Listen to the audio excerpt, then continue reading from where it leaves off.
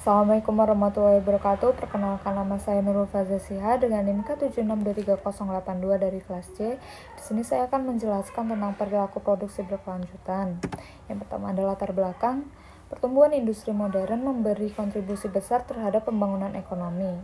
Namun proses produksi sering menimbulkan dampak lingkungan seperti penggunaan sumber daya alam yang berlebihan, polusi, dan peningkatan limbah. Nah, kondisi ini mendorong pentingnya penerapan produksi berkelanjutan, yaitu proses produksi yang efisien, ramah lingkungan, dan memperhatikan aspek sosial.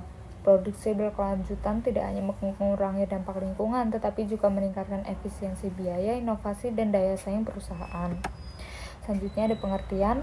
Produksi berkelanjutan adalah metode menghasilkan barang dan jasa dengan cara yang bijak terhadap alam dan masyarakat. Nah, salah satunya dengan meminimalkan penggunaan sumber daya alam dan lainnya agar proses produksi tidak merusak lingkungan atau mengabaikan aspek sosial.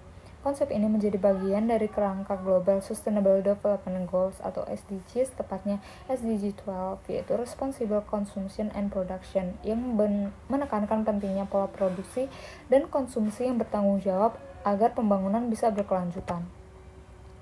Tujuan produksi berkelanjutan menurut Hakim et al. Yaitu yang pertama, mengurangi tekanan terhadap sumber daya alam dengan memproduksi secara efisien. Penggunaan bahan baku bisa ditekan sehingga tidak terlalu mengeksploitasi alam. Yang kedua, meminimalkan dampak negatif terhadap lingkungan, termasuk limbah dan degradasi lingkungan, sehingga kualitas hidup manusia dan ekosistem tetap terjaga.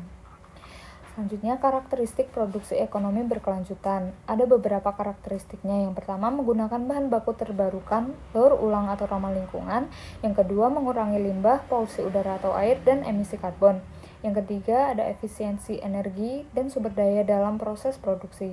Yang keempat, produk didesain untuk tahan lama. Selanjutnya, manfaat produksi berkelanjutan.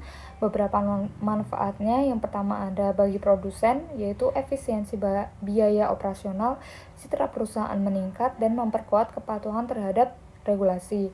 Yang kedua, bagi lingkungan dan masyarakat. Yang pertama ada mengurangi kerusakan lingkungan, menjaga keanekaragaman hayati dan kualitas ekosistem, dan mendorong gaya hidup ramah lingkungan.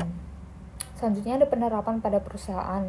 Industri terus berkembang dan mendorong pertumbuhan ekonomi, namun sering menimbulkan kerusakan lingkungan dan pemborosan sumber daya. Oleh karena itu, perusahaan dituntut tidak hanya mengejar keuntungan tetapi juga menerapkan produksi yang ramah lingkungan. PT Unilever Indonesia menerapkan produksi ekonomi berkelanjutan melalui pendekatan green manufacturing. Implementasi ini dilakukan sebagai respon terhadap isu pencemaran lingkungan dan kebutuhan konsumen terhadap produk yang lebih ramah lingkungan. Penerapannya, yang pertama, komitmen berkelanjutan melalui USLP.